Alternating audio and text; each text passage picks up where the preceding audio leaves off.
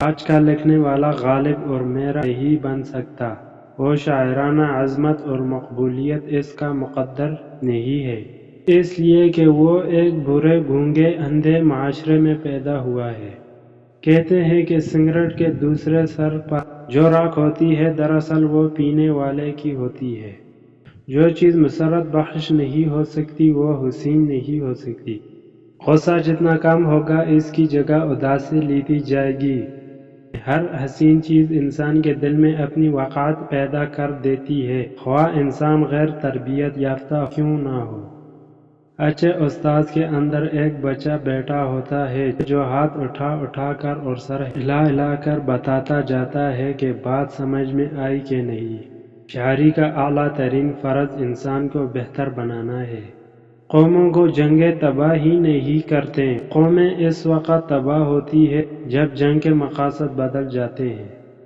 جو معاشرہ اپنے آپ کو جاننا نہیں چاہتا وہ ادیب کو کیسے جانے گا؟ جنہیں اپنے ضمیر کی آواز سنائی نہیں دیتی انہیں ادیب کی آواز بھی سنائی نہیں دے سکتی۔ سوز و گداز میں جب پختگی آ جاتی ہے تو غم نہیں رہتا بلکہ ایک روحانی سنجیدگی میں بدل جاتا ہے۔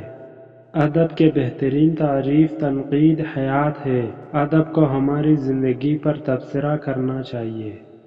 ہمیں حسن کا معیار تبدیل کرنا ہوگا۔ ابھی تک اس کا معیار امیرانہ اور عیش پروانہ تھا۔ دراصل شادی ایک لفظ نہیں پورا فقرہ ہے۔ لفظوں کی جنگ میں فتح کسی بھی فریق کی ہو، شہید صرف سچائی ہوتی ہے۔ تنہائی کا احساس اگر بیماری نہ بن جائے تو اسی طرح عارضی ہے جیسے موت کا خوف۔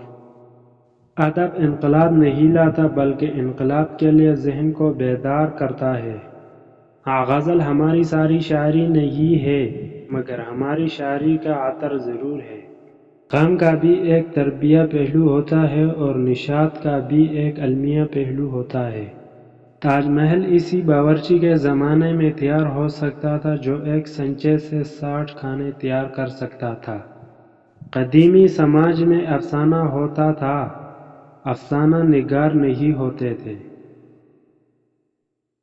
افسانے کا میں تصور ہی یوں کرتا ہوں جیسے وہ پہلواری ہے جو زمین سے اگتی ہے۔ فسادات کے متعلق جتنا بھی لکھا گیا ہے اس میں اگر کوئی چیز انسان کے دستاویزات کہلانے کے مستحق ہے تو منٹو کی افسانے ہیں۔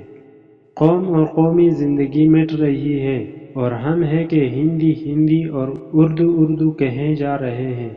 فن کی وجہ سے فنکار عزیز اور محترم ہونا چاہیے، فنکار کی وجہ سے فن نہیں۔ ہمیں کتنے اور کس قسم کے الفاظ پر قابو حاصل کر سکتے ہیں، اس کا انحصار اس بات پر ہے کہ ہمیں زندگی سے ربط کتنا ہے۔ اردو شاعری کا پس منظر پوری زندگی ہے۔ سرمایہ دار کا گناہ اس طرح خوبصورت ہوتا ہے جیسے اس کی کھونٹی کا میں گیٹ خوبصورت ہوتا ہے۔ زبانیں مردہ ہو جاتی ہیں لیکن ان کے الفاظ اور محاورے علامات اور استعارات نئی زبانوں میں داخل ہو کر ان کا جز بن جاتے ہیں۔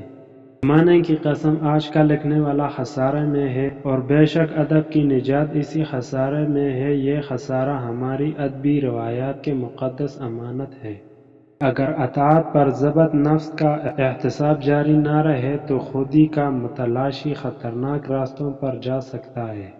ادب میں نقطہ نظر کا مسئلہ میرے لیے دین کی سی حیثیت رکھتا ہے۔ اپنے سوچ کو پانی کے قطروں سے بھی زیادہ صاف رکھو کیونکہ جس طرح قطروں سے دریا بنتا ہے اسی طرح سوچوں سے ایمان بنتا ہے۔ ہمیشہ زندگی اس طرح بسر کرو کہ دیکھنے والے تمہارے در پر افسوس کے بجائے تمہارے صبر پر رشک کریں۔ محبت حاصل کرنا ہر کسی کے لیے ممکن نہیں، محبت پھیلانا ہر ایک کے لیے ممکن نہیں۔ دنیا کی ساری چیزیں ٹھوکر لگنے سے ٹوٹ جاتی ہیں مگر صرف انسان وہ چیز ہے جو ٹھوکر لگنے کے بعد بنتا ہے۔